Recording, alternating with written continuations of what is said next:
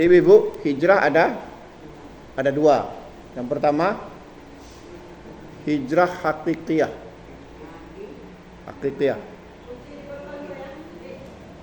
Hijrah hakikiyah ini maksudnya hijrah yang sebenarnya. Ya, yakni ya, bukan nyawa. Yakni berpindahnya Rasulullah dari Mekah ke Madinah. Mekah ke Madinah. Hakikiyah. Hijrahnya Rasulullah dari Mekah ke Madinah. Ini namanya hijrah hakikiyah. Sebagaimana yang sudah sering kita dengar. Dan pernah kita bahas. Hijrahnya Rasulullah dari Mekah ke Madinah. Ibu sudah tahu bagaimana proses hijrahnya. Ya. Yang kedua, hijrah maknawiyah. Artinya hijrah bukan yang sebenarnya. Maknawiyah. Hijrah maknawiyah. Kalau yang pertama, hijrah hakikiyah. Yang kedua, hijrah maknawiyah. Apa itu hijrah maknawiyah? Coba perhatikan hadis ini. Rasulullah sallallahu alaihi wasallam bersabda dalam hadis diriwayatkan oleh Imam Muslim dan lainnya, Waalaikumsalam. Al-muslimu man salimal muslimuna min lisanihi wa yadihi. Wal muhajiru man al-muhajiru man hajara ma nahallahu anhu. Itu dia. Apa artinya itu? Kata Nabi, al-muslimu man salimal muslimuna min lisanihi wa yadihi. Wal muhajiru man hajara ma nahallahu anhu. Apa artinya tadi? Al-muslimu man salimal muslimuna min lisanihi wa yadihi, apa artinya? Orang muslim yang sebenarnya atau orang muslimah yang sebenarnya adalah man salimal muslimuna. Orang yang selamat muslim lainnya, yang selamat orang lain, min lisanihi dari lidahnya, wa yadihi dan tangannya. Itu orang muslim yang sebenarnya atau yang muslimah sebenarnya. Jadi kalau kita suka cokeh orang lain, tapi orang itu nangis. Enggak, ini bukan belum. Ini baru yang kedua, nanti baru. Ini tadi apa kata Nabi? Al muslimuna man salimal muslimuna min lisanihi wa yadihi. Orang muslim yang sebenarnya adalah yang selamat orang lain dari lidahnya dan tangannya. Jadi kalau kita suka bilang-bilang kegop, itu bukan muslimah yang sebenarnya. Walaupun kita rajin salat. Rajin salat juga rajin mencibir orang. Belum. Ini cuman karena dalam hadis ini ada. Baru kemudian yang kedua Nabi mengatakan wal muhajiruna, dan orang yang berhijrah adalah man hajara manahallahu anhu, orang yang hijrah dari larangan-larangan Allah padanya. Maknawi. Jadi hijrah maknawi adalah orang yang hijrah dari apa-apa yang dilarang oleh Allah. Dulunya suka, misalnya maknawiyah. Misalnya dulunya suka kegap, cibir-cibir orang. Ketika dia sudah tidak lagi mencibir orang, itu hijrah. Hijrah maknawi. Makanya Nabi mengatakan wal muhajiru, dan orang yang berhijrah adalah man hajara, orang yang hijrah manahallahu anhu, dari apa yang dilarang oleh Allah. Kalau dulunya sering buka jilbab di depan siapa? Enggak buka jilbab di depan siapa? Depan orang jual ikan. Ketika datang orang jual ikan terus keluar pakai apa? Pakai daster. Jadi hijrah maknawi dan ya, kita berhijrah dari dari kejahatan kepada kebaikan, dari keburukan kepada kebaikan, dari dosa ke pahala, dari perangai jelek ke perangai baik. Nah, itu hijrah apa namanya, Ibu? Ma'nawi apa? Ma'nawi. Ma'nawi kata. Ma'nawi bukan Bang Nawi.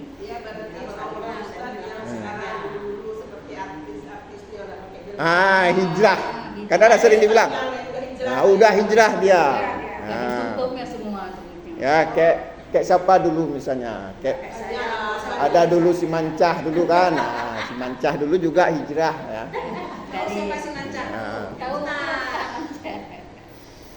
Ya. Nah, jadi apa tadi? Tadi hijrah maknawi. Hijrah pindah dari bandit ke orang anak muda, dan dari orang jahat ke orang baik. Nah, itu hijrah maknawi. Kalau hijrah hakiki, hijrahnya Rasulullah dari Mekah, atau dulunya dari Mekah ke Ethiopia. Paham ya? Nah, coba kita bahas tadi rangkaian hadis tadi, ada yang menarik kata Nabi sebelum Nabi mengatakan tentang hijrah apa? Al muslimuna man salimal muslimuna min lisanihi wa yadihi. Orang muslim yang sebenarnya adalah orang yang bisa selamat muslim lainnya dari min lisanihi wa yadihi. Orang muslim yang sebenarnya adalah selamat orang lain dari apa? Dari lisannya dan tangannya.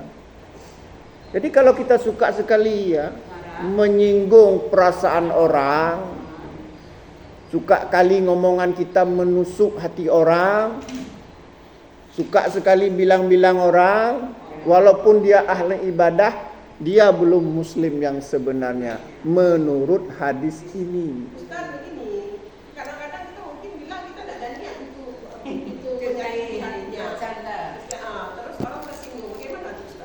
Itu muslim yang sebenarnya cuman kurang sikit.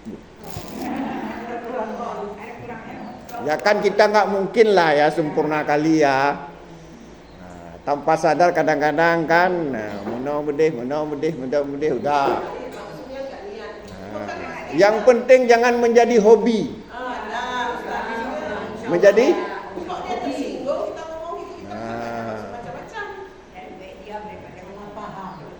jangan menjadi hobi ya. Jangan menjadi satu kebiasaan. Kemudian selamat dari tangannya. Apa maksud tangannya?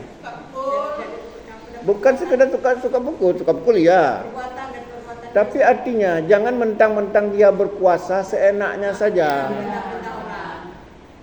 Perintah sana, perintah sini kayak bebe apa bebe? Kayak babu dibuat orang. Berat badan. Perintah sana udah. Artinya apa? Itu tangannya itu bisa bermakna kekuasaan. Itu juga maknawi. Kalau hakiki itu kan tangan yang sebenarnya artinya mukul orang, tempeleng orang. Tapi juga bisa bermakna kekuasaan. Perintah.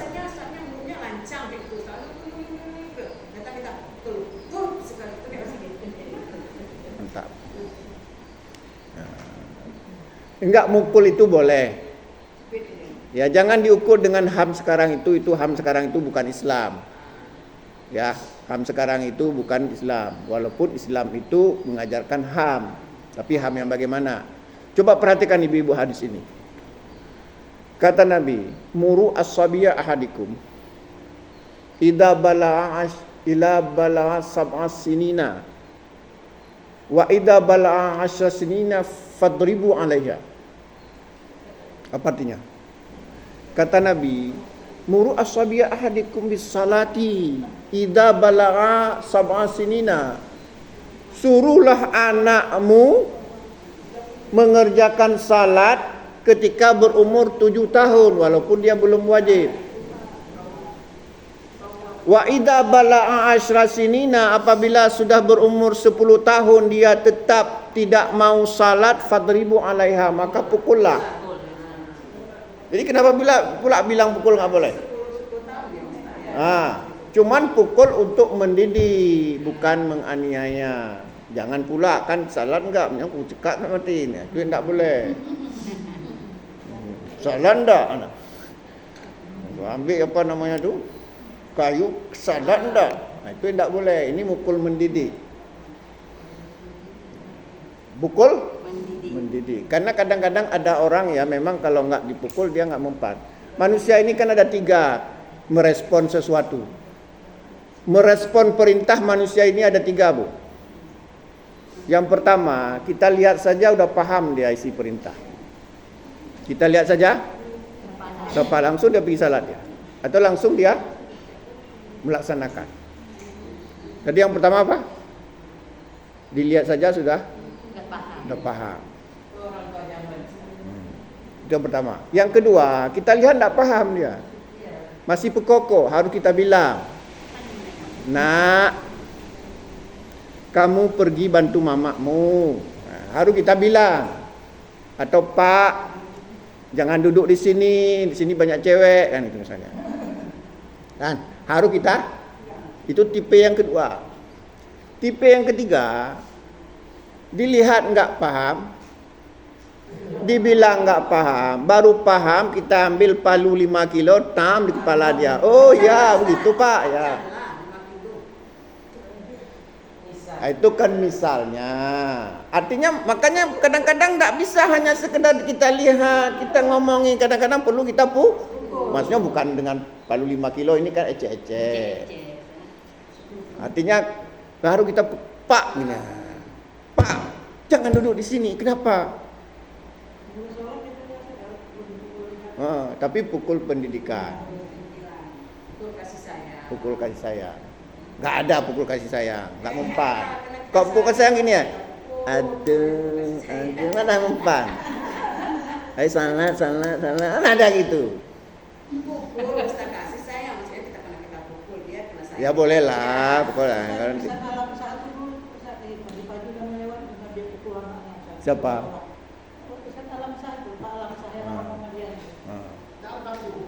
Ya. Jadi begitu Ibu ya.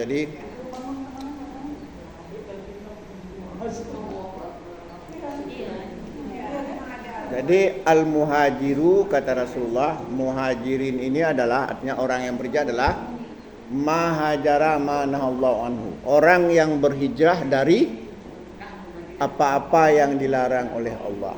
Itu hijrah dalam pengertian maknawi. Paham Ibu? Jadi hijrah itu bukan hanya berpindahnya Rasulullah dari Mekah ke Madinah, tapi hijrah itu ada yang kedua namanya hijrah ma'nawi tadi. Apa? Hijrah ma'nawi. Orang Aceh kaya kan gitu.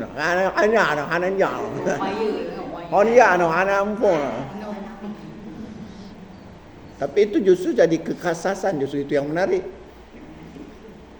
Jangan kadang kan orang ngomong itu kan macam-macam dialeknya. Ada lon hana galak, lon nagenya.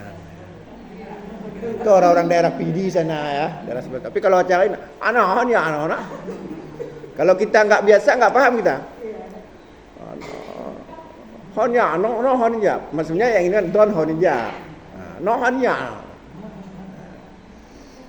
Kenapa? Karena makcik saya kayak gitu semua ngomongannya. Cik saya kan orang Nesu Aceh. Nesu Aceh itu dulu kan ngomongnya gitu. Honja. Dah, kita lanjutkan. Udah paham ya? Siapa muhajirin ini ada 2. Ada muhajirin hakiki, maknawiyah. Kita lanjutkan. Ini pelan-pelan sikit karena oli tadi bercampur dengan sirup merah. Sabar. Ya. Dah. Jadi Walladzina hajaru, dan orang-orang yang berhijrah fisabilillah di jalan Allah, summa qutilu, kemudian terbunuh. Au matu, atau mati. Ya, la yarzuqannahumullahu rizqan hasana, maka Allah akan memberikan rezeki yang baik, maksudnya Allah akan masukkan dia ke surga. Kalau di surga rezekinya luar biasa. Inilah yang disebut dengan syahid. Nah, tapi ingat, syahid itu juga ada dua, ada syahid hakikiyah dan ada syahid maknawiyah. Kalau syahid hakikiyah yang mana? Orang mati di jalan perang. Orang betul-betul berperang, seperti Palestina dengan Israel. Artinya orang yang memang berperang. Nah, tergantung dia juga. Kalau dia lantas kemudian dia dukun, mana pula, kan? Dah. Tapi ada namanya syahid maknawi. Siapa aja mereka? Syahid maknawi itu artinya dia mendapat pahala syahid. Kalau syahid hakiki tadi enggak perlu dia disalatkan. Disalatkan boleh, tidak juga boleh. Dia dikuburkan dengan pakaian-pakaian dia yang berdarah. Itu syahid hakiki. Syahid yang sebenarnya. Yang kedua, syahid manawi. Siapa mereka? Orang yang melawan sakit, Ustaz. Nah. Masuk. Hah? Orang yang melawan sakit. Boleh, tapi bolehkah ibu mendengar dulu hadis Oh, ini? iya. Maaf, Ustaz. Oke. Dengar dulu baik-baik, baru nanti kita simpulkan. Hadis yang pertama diriwayatkan oleh Imam Bukhari, Muslim dan lainnya. Dari Abu Hurairah, anna Rasulullah sallallahu alaihi wasallam qala. Sesungguhnya Rasulullah sallallahu alaihi wasallam bersabda, asyuhada'u khamsatun. Syuhada itu ada 5. Syuhada itu itu apa? Jamak dari syahid. Syuhada ada berapa Ibu? 5. Yang pertama al-mat'unu, orang yang kena penyakit menular atau taun. Orang yang kena penyakit menular, kayak COVID dulu, itu matinya mati syahid. Tapi mati syahid maknawi, artinya dia tetap diurus sebagaimana mayat biasa, cuman dia mendapat pahala syahid. Itu Bu. Apa yang pertama? Al-mat'unu, orang yang kena penyakit menular seperti COVID. Kan dulu orang tua kita sering bilang kena taun. Kayak ayam kena taun, kena satu umpung mati. Yang kedua, wal mat'unu, butun, orang yang sakit perut. Nah, seperti apa? Mencret, muntaber apa? Muntabera. Ya, kan perut. Pokoknya segala penyakit yang perut, lambung. Tapi harus sabar. Jadi yang kedua apa? Wal mat'una, butun itu artinya perut. Butun itu apa artinya? Butun perut. Apa arti butun? Perut. Yang ketiga wal ghariku, tenggelam. Wal ghariku, al ghariku. Ghin, ara dan qa. Wal ghariku, orang yang mati tenggelam. Atau bahasa Spanyolnya bu. Bahasa Aceh maksudnya. Bu, apa bu? Okok. Mati tenggelam. Jangan ada fikiran Bu, saya ingin mati syahid lompat ke laut. Nah, ini artinya bukan sengaja. Kalau sengaja bunuh diri namanya. Ya kan? Apa yang kedua Ibu? Enggak. Oh, yang kedua sakit perut. Yang ketiga? Orang yang mati tenggelam. Yang keempat, wasahibul hadmi, wa sahibul hadmi. Tertimpa bangunan. Wa sahibul hadmi. Hadmi. Wa sahibul hadmi.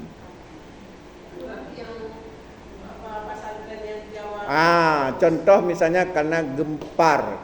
Oh, bukan gempar, gempa. Kalau gempa gemegok.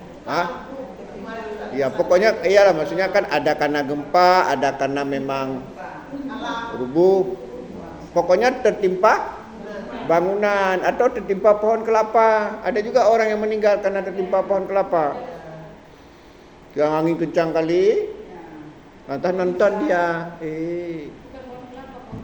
Pohon besar. Pokoknya tertimpa benda yang keras. Tertimpa benda yang keras, bukan tertimpa bantal. Itu enggak mati orang. Apa yang kampe? Apa artinya? Orang tertimpa bangunan. Tertimpa benda berat ya. Tertimpa bangunan atau benda berat. Ya, maksudnya ya, kenapa saya bilang benda berat? Kadang-kadang kan tidak mesti bangunan. Bisa jadi pohon apa tadi? Pohon labu. Oh, pohon labu enggak ya? Pohon toge. Yang ke-5, wasyahidu fi sabilillah, dan orang yang syahid berperang di jalan Allah. Wasyahidu fi sabilillah. Jadi orang yang berperang di jalan. Jadi menurut hadis ini 5. Yang pertama tadi apa? Kedua, ketiga, 4, ke-6, ke-5, berperang jalan Allah. Nah, ini namanya yang terakhir itu syahid hakiki. Kemudian ada hadis lain dari Jabir bin Aqiq. Sami itu Rasulullah SAW qala, aku mendengar Rasulullah SAW bersabda, asyuhada'u sam'una. Kalau ini disebutkan oleh Nabi, syuhada itu ada 7. Siwal qatli fi sabilillah, selain orang yang terbunuh di jalan Allah. Selain orang yang terbunuh di jalan Allah. Yang pertama, ibu-ibu jangan catat, kecuali kalau yang pertama, al-mat'unu syahidun, orang yang sakit perut syahid. Kau dah ibu tulis, makanya saya bilang enggak usah catat dulu. Yang pertama pada mulai hadis ini, wal mat'unu syahidun, orang yang kena penyakit menular syahid.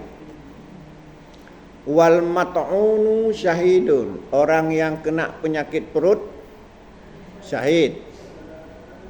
Ya. Kemudian wal ghariqu sahibun.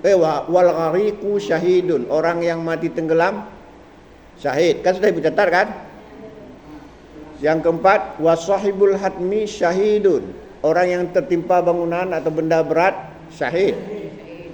Wasahibu dzatid jambi syahidun, orang yang kena penyakit pinggang. Wasahibu dzatul jambi syahidun, orang yang terkena penyakit pinggang. Ini begini, ada satu penyakit, cuman kita nggak tahu. Cuman dia penyakit itu terkena di bawah rusuk. Dia ciri-cirinya itu dia panas, kemudian batuk-batuk, mungkin juga nggak tahu kita. Itu kata Nabi juga termasuk syahid. Di pinggang ya. Udah berapa? Kalau itu ada tambahannya kan? 6. Kemudian Nabi melanjutkan, ya. Wasahibul harqi syahidun, orang yang mati terbakar syahid. Berarti udah tambah satu lagi. Apa? Itu tahun berapa, Bu? Ini tahun 2020. Tahun 2020. 5 tahun. Itu kita ini ada 9 malah. Itu ada 9 tambahannya lagi. Saya enggak buka tadi. Mati bela diri. Kita bisa ada seketang, melampau Ya. kita. Ya. Mati melahirkan. Ya, kita lanjutkan dulu ya. Boleh. Jadi udah sampai sama mana tadi? Orang yang mati terbakar syahid. Wasahibul haraqi, haraqi syahidun. Orang yang mati terbakar itu syahid. Ya, kemudian wal mar'atu tamutu bil jum'i syahidun. Orang perempuan yang mati dalam keadaan melahirkan, mengandung dan melahirkan itu syahid. Ini menurut hadis ini. Ada satu hadis lain. Ini dua hadis dulu. Jadi kalau digabungkan dengan hadis pertama dan hadis kedua menjadi 7 dulu. 7. Nah, kita lihat hadis lain. Hadis diriwayatkan oleh Imam Abu Daud. Rasulullah SAW bersabda, enggak 7 orang perempuan yang mati melahirkan anak sahih atau mengandung, dalam keadaan mengandung sah. Hadis lain kata Nabi, man kutila duna malihi fahuwa syahid. Orang yang mati membela hartanya dia syahid. Udah berapa? 8 kan? Man kutila duna malihi fahuwa syahid. Barang siapa yang terbunuh karena membela hartanya syahid. Dah. Man kutila duna dinihi fahuwa syahid. Barang siapa yang mati atau terbunuh membela agamanya itu syahid. Orang yang mati membela hartanya syahid. Orang yang mati membela agamanya itu sebenarnya kan syahid yang pertama tadi, yang hakiki tadi. 8 tadi, orang yang mati membela hartanya fahuwa syahid. Ya. Ya, kan tadi 7. Yang ke-8 tadi apa? Orang mati membela hartanya. Yang ke-9 Orang mati membela agama. membela agama. Yang ke-10 man kutila duna damihi. Man kutila duna damihi fahuwa syahid. Barang siapa yang terbunuh karena membela darahnya atau mempertahankan diri, membela darahnya, paham maksudnya? Dia ingin dibunuh, lantas membela diri dia. Ya, itu udah gabung-gabung, Nah, dah. Man kutila duna damihi fahuwa syahid. Orang siapa yang terbunuh karena membela darahnya, maka dia syahid. Udah berapa? 10. 11. Man kutila duna ahlihi fahuwa syahid. Barang siapa yang mati membela keluarganya, misalnya ya, diserang oleh orang, dia sebagai kepala keluarga atau ibu, dia bela anaknya sampai meninggal dia agar anaknya selamat. Kayak hewan kan gitu. Hewan aja kayak gitu. Coba kayak kucing misalnya. Datang jantan walaupun dia usir tuh. Ayam lagi. Nah, membela keluarganya. Ayam lagi, coba anak ayam itu. Walaupun dulunya sebelum dia punya anak kalah dia, tapi ketika punya anak sampai mati dia pertahankan. Apalagi manusia. Tapi ada juga manusia yang kadang-kadang ada pernah kejadian itu di Takengon. Jadi datang babi, diserang istrinya, suaminya panjat pohon, sampai meninggal istrinya. Nonton jadi. Nah ini tidak benar ini. Datang babi, dia lari naik, istrinya mati. Dia nggak bisa ini, penakut. Jadi ada pohon apa nggak turun sebenarnya, ambil apa yang ada. Kalau mati sama-sama selamat. Nah itu baru mati pun mati syah. Nah, man kutila duna ahlihi fahuwa syahid. Barang siapa yang terbunuh karena membela keluarganya, maka dia syahid. Ada berapa udah? Kalau Ibu Wati bilang 9 tambah 2 jadi Sebelah. Nanti pengajian sekali lagi mungkin tambah. Enggak, sudah habis itu. Sudah habis. Jadi berapa? Ya. 11/3/2020, Ya, 5 tahun yang lalu. 5 tahun yang lalu. Nah, kita coba sekali lagi, hampir-hampir ini, hampir azan nih. Ya. Jadi Allah tadi apa? Orang yang tadi berhijrah kemudian terbunuh, maka dia mati Allah akan memberikan dia surga.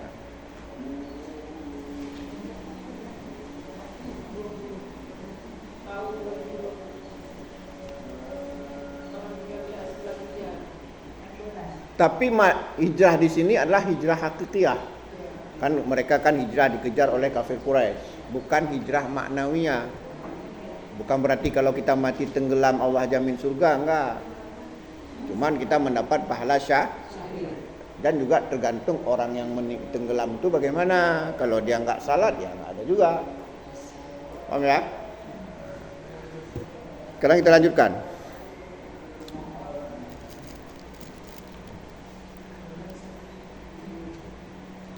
Wa innallaha lahuwa khairur raziqin, dan Allah sebaik-baik pemberi rezeki. Surga dapat insyaallah. La yudkhilannahum mudkhalan yardawnahu. Dan orang yang mati tadi dalam keadaan berhijrah kemudian terbunuh berada di jalan Allah, maka Allah akan memasukkan ke dalam surga. Di mana surga itu akan mendapat rezeki yang luar biasa, kenikmatan yang luar biasa. Tidak sama, walaupun serupa tapi tidak sama dengan di dunia ini. Ya, tidak sama. Ya, laisa kamitslihi syai'un, tidak ada sesuatu pun yang serupa dengan Allah. Jadi nggak bisa kita bayangkan bagaimana nikmatnya surga. Makanya orang yang bisa menjadi ahlul jannah itu kemenangan terbesar. Tapi kalau sempat kita menjadi ahlun nar, itu kerugian terbesar. Bahkan kita minta pada Allah, ya laitani kuntu turaba. Ya Allah, alangkah baiknya ketika di dunia jadi tanah aja, daripada jadi manusia. Makanya orang kadang-kadang enggak pernah berpikir sampai ke situ. Temok yang enggak peduli harta dia atau harta orang, temok mau ngumpul kaya sebanyak-banyaknya. Padahal 1000 perak pun yang kita ambil bukan hak kita, nanti akan kita bayar di akhirat. Dengan apa kita bayar? Yang sebagaimana sudah kita jelaskan, dengan amalan kita. 1000 perak uang orang kita ambil, kalau enggak kita bayar di dunia, bayar di akhirat dengan apa? In kana lahu amalun salihun ukhidha minhu min qadri matlamatihi, maka diambil dari amal salehnya. Bagaimana kalau kita curi uang orang, kita olah sana olah di sampai miliaran, gimana sih kita di akhirat? Di dunia pun enggak bahagia orang seperti itu. Orang yang memperkaya diri dengan cara yang tidak halal, di dunia pun enggak akan bahagia. Dia akan gelisah. Karena bagaimanapun dia dihantui oleh rasa bersalah. Apalagi kalau udah sakit-sakitan. Maka lebih bagus kita ambillah apa yang menjadi hak kita. Rezeki telah dibagi oleh Allah. Ambillah apa yang dibagi oleh Allah. Jangan kita memaksakan diri. Kan ingat tadi, kalau kita ternyata ketika dibagi oleh Allah di dunia ini kurang, nanti di akhirat nanti akan mendapat tambahannya. Makanya kenapa sampai Nabi mengatakan al-fuqara'ul mu'minina, yadkhulul fuqara'ul mu'minina al-jannah binisfi yaum qabla al-aqniya 500 amin. Orang fuqara yang mukmin akan duluan masuk surga daripada orang kaya itu setengah hari, sama dengan 500 tahun. Kenapa? Karena dia sudah kurang di dunia ini, di akhirat ada tambahannya. Kalau orang kaya sudah lebih di dunia ini, maka di akhirat tunggu dulu. Diprioritaskan orang-orang miskin. Kecuali kalau orang kaya itu punya punya amal yang lain. Ya, bisa jadi dia duluan. Makanya Allah hadir. Enggak apa-apa kita di dunia ini miskin, tapi nanti coba lihat di akhirat nanti, di akhirat.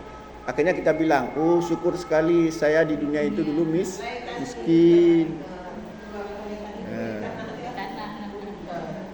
Alhamdulillah di dunia dulu ternyata di akhirat kaya kita, di luar kita. Orang-orang kaya di dunia malah di bawah kita antri, panjang antrinya, kita duluan masuk surga. Itu 500 tahun itu, setengah hari untuk ukuran akhirat. Allah itu adil, jadi jangan mengeluh, kenapa kok saya miskin? Enggak apa-apa miskin, nanti di akhirat asalkan kita enggak protes Allah. Kalau protes ya Allah marah. Maka makna sabar itu kita tidak protes pada Allah, menerima. Ya. Kita berkeyakinan inilah yang terbaik buat kita. Mungkin dengan itu kita masuk surga. Ya. Karena namanya ketenangan itu, Bu, dia sebenarnya enggak terikat dengan materi. Dia di hati. Huwallazi anzala sakinah fi qulubil mu'minin. Allah lah yang menanamkan ketenangan ke dalam hati orang-orang mukmin. Bukan kepada ayam goreng, bukan kepada Avanza, bukan kepada HP yang bagus, tapi pada hati. Kalau hati kita tenang, walaupun kita pakai HP TikTok hitam putih, tetap enak berkomunikasi. Walaupun naik sepeda, sehat jantung kita. Walaupun kita jalan kaki tetap bahagia. Betapa banyak orang ya mempunyai fasilitas mewah di dunia, tapi akhirnya bunuh diri dia. Kenapa? Banyak orang-orang kaya ternyata bunuh. Coba kita lihat, kita baca. Artis itu terkenal tuh ada yang bunuh diri. Padahal kekayaannya melimpah. Contoh Michael Jackson. Bagaimana kayanya? Meninggalnya? Dia minum obat berlebihan, mungkin karena stres dia atau apa, berlebihan meninggal. Nah, makanya ibu, kita jangan cemburu. Ternyata bahagia kita itu gratis. Ibu-ibu ini lama kali loadingnya. Gratis di hati. Makanya saya sering bilang, kalau hati kita senang, makan ikan asin pun enak. Tapi kalau hati kita susah, seenak apapun makanan jadi tidak enak. Ya. Kita lanjutkan sedikit lagi.